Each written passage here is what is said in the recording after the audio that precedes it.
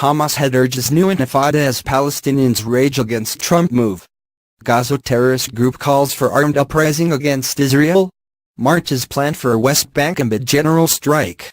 Hamas leader Ismail Haniyeh on Thursday called for a new Palestinian intifada, or uprising, over U.S. President Donald Trump's recognition of Jerusalem as Israel's capital.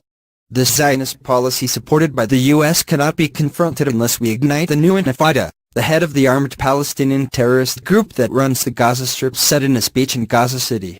Several thousand Palestinians marched in the Hamas-run Gaza Strip on Wednesday night and Thursday morning, burning U.S. and Israeli flags while chanting "Death to America" and "Death to Israel."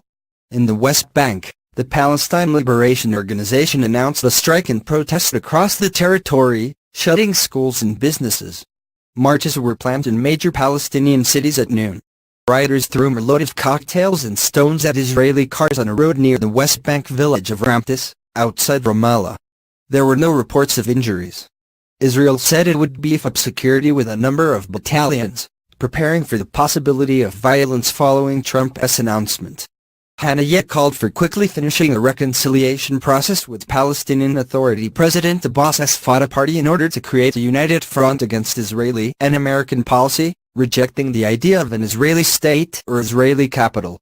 Jerusalem is united. There is no eastern or western Jerusalem.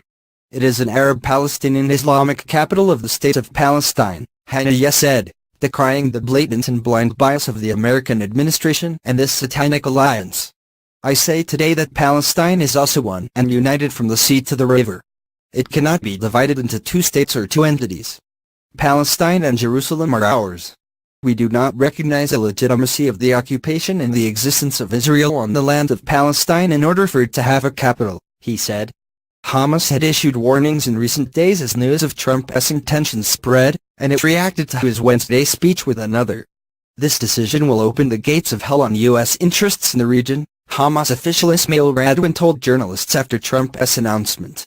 He called on Arab and Islamic states to cut off economic and political ties with the U.S. Embassy and expel American ambassadors to cripple this decision. Fuming Palestinian leaders in the Fatah-controlled West Bank responded to Trump's speech with outrage, declaring that the United States could no longer serve as Middle East peace broker. President Mahmoud Abbas called the change in long-standing U.S. policy deplorable. These deplorable and unacceptable measures deliberately undermine all peace efforts, Abbas said in a speech after Trump's announcement. He said it amounted to an announcement of U.S. withdrawal from playing the role it has been playing in the past decade in sponsoring the peace process. Abbas is scheduled to travel to Jordan on Thursday to coordinate a response to Trump's decision with King Abdullah II. Saeb Erekat, the Secretary General of the Palestine Liberation Organization, who long served as the Palestinians' top negotiator, said Trump had destroyed the two-state solution.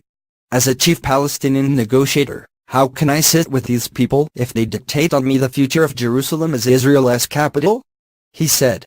I think tonight he is strengthening the forces of extremists in this region as no one has done before, Erekat said, referring to Trump.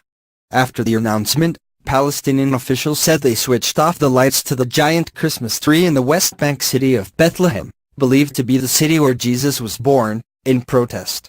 In his Wednesday address, Trump defied worldwide warnings and insisted that after repeated peace failures it was past time for a new approach, describing his decision to recognize Jerusalem as the seat of Israel's government as merely based on reality. Trump also said the United States would move its embassy from Tel Aviv to Jerusalem, though he set no timetable for that. The announcement upturns decades of precedent and runs counter to international consensus, with no other country currently taking the same stance. Jerusalem's status is among the most difficult issues in the Israeli-Palestinian conflict, and the U.S. traditional position has been that it must be negotiated between the two sides. While Israel has long considered Jerusalem its capital, with the Prime Minister's office and parliament building located there, countries have avoided recognizing it as such to prevent damaging hopes for a two-state solution. The Palestinians see the eastern sector of the city as the capital of their future state.